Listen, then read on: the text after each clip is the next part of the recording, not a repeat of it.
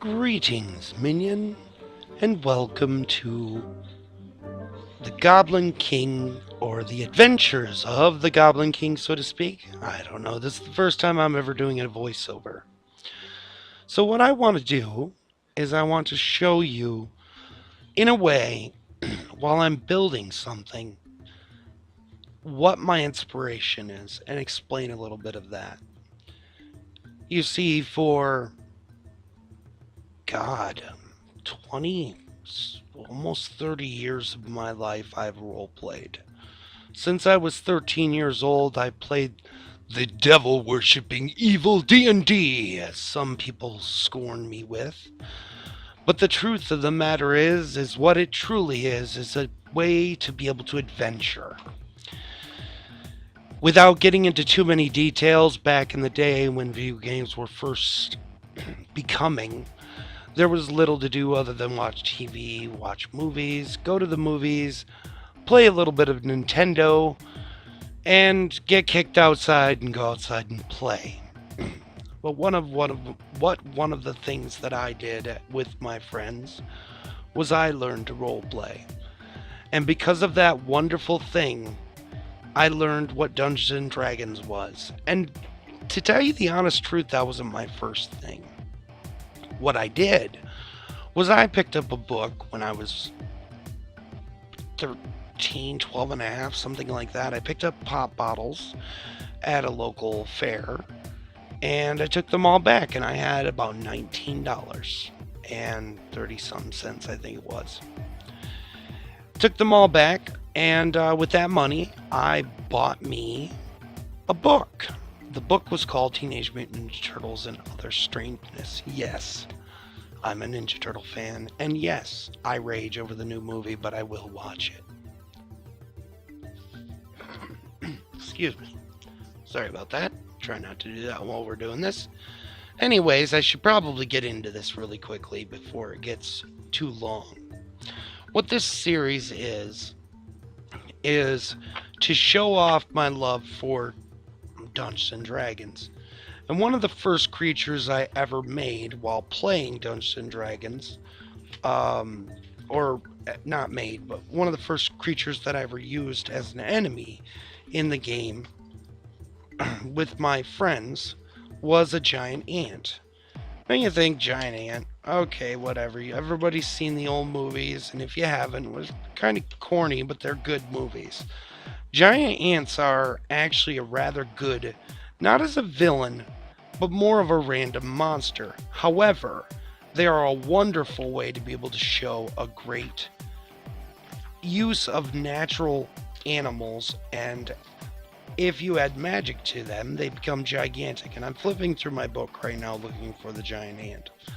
Now, what I did in my thing is the local townsfolk was having trouble with some giant ants that had moved in recently. First, it wasn't a big deal. They ate a little bit of the corn from the crop. The farmer got mad, whatever. He got a few guys together. They thought they destroyed the hive or the ant hill, and they didn't. But what really happened was, as they found out later that they came back. And it was because inside of there was their queen. Now the queen continued to lay eggs, and she had more workers. Well, then after that, the queen, because she was more intelligent than the average ant, she understood revenge. They killed her children. So she sent them out to find the local farmer, capture him, capture his family, bring them back. And you might think that in a younger person's sense, I would have maybe let him be captured alive. But to the hero's dismay, what they found inside, after they managed to fight their way into the giant ant lair, was the fact that the farmer and all the other people that were captured were killed. Now, why did they kill them? Well, they needed to feed the babies. And it was revenge, more or less, on a very rudimentary level. I'm going to take a quick minute here to read you what the book said itself. Giant ants are industrious as their normal size kin.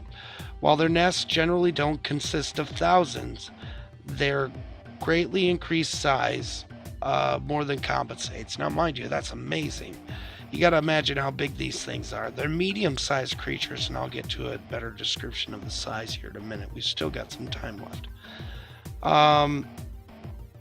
The statistics given are those of soldier ants in the book, and a variety of most commonly ants encountered, which they can be adjusted by stats, and I'm not going to get into that. But the different kinds are workers, which everyone knows what workers are. Drones are they're a little bit more simple, a little bit more advanced. They have wings, they can fly. And the queen, of course, the queen is an immense bloated creature who lays eggs, and that's pretty much all it is. And this is what the main description says: a thin, six-legged size creature, the size of a pony, at the ready, its mandibles chittering and its stinger dripping with venom. Now, mind you, in this, I didn't make a stinger with venom because I couldn't do that. I might have been able to come up with something, but it wasn't what I was focusing on. Now, hell, I've never used them with venom at all, so you don't really need it. And as a game master, I've spent a lot of time, using all sorts of different monsters, and a giant ant is a good creature to use, along with damn near every other giant insect. And with this, I'm assuming this is about more like the size of a bear than a pony. But it still doesn't change the fact that the immensity of this creature would scare the living daylights out of anyone. Now, as we get into it further, they only got sing, I think, and bite and dance, and that's about it. Which ain't gonna make them a very good creature to use in Spore itself. But I will have them out there in case I come across them. I like the idea of these giant ants, and I think they're really, really cool, especially in this. Now, to further talk about this, there are other creatures in D&D that are ant-like the Zill and, excuse me, I had to take a drink there. The Formians. What the Formians are is an outsider, and they're an ant person, and they live by a similar colony-type structure. And it wouldn't be uncommon for those creatures to actually take control of a hive queen and take advantage of them, or even ride them into battle. But they would respect them in a way, I think, that we couldn't understand. And in a game sense, when you use them, I think they could easily be used for like a hidden agenda kind of thing, like maybe local farmers getting kidnapped or something like that. And of course, the heroes would go into the hive and find them, and it'd be like, what the hell, these aren't just giant ants, they're freaking Formians, they're here to take over, or they've collected all the treasure from the local monsters nearby. Maybe the local people have been having issues with goblins or bugbears, and then suddenly they're gone, and the adventurers come across this giant anthill, and of course the workers and stuff are all going to, defend their nest. But then they find out later that maybe that these ants were keeping the monster population down. They would find some loot, of course, inside, but hey, what did they do? What did they just do to the people of that area? Or it could be used in a matter of any different type of way.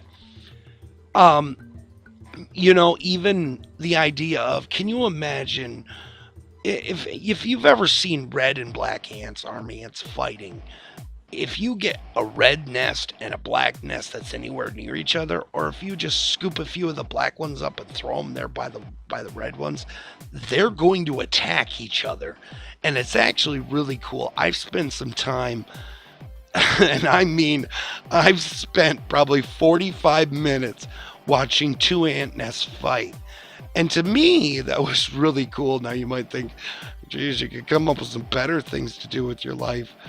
But I enjoy that kind of thing, observing nature and thinking to myself what I could use in role playing. And I didn't have that in mind at the time. Instead, it was more of a biological standpoint for me. I wanted to look at something and enjoy it. And I, like any other red-blooded American, I do like a certain amount of violence, and it was neat to watch nature just attack each other. I've always lived in the country. I mean, not always, but I've lived a majority of my life in the country, um, and I've loved all of it. And, anyways, I'm going to let this wrap up here because we're pretty much at the end of the video. I've given you some ideas to use, or you can just think about it yourself. And, if you get a chance to look into a little bit of Pathfinder or Dungeons and Dragons, take a look at it. Role playing is not just about dice and that kind of stuff, and it's not devil worship or any of that crap. Just check it out. Maybe go to your local hobby store, and even if you just play card games like Magic the Gathering, you should do it. Anyways, thank you very much for joining me, and you have a good day, guys. I hope you liked the video. Please like, favorite, and subscribe if you have not already, and please come back and join me again. Look for more videos. Bye bye.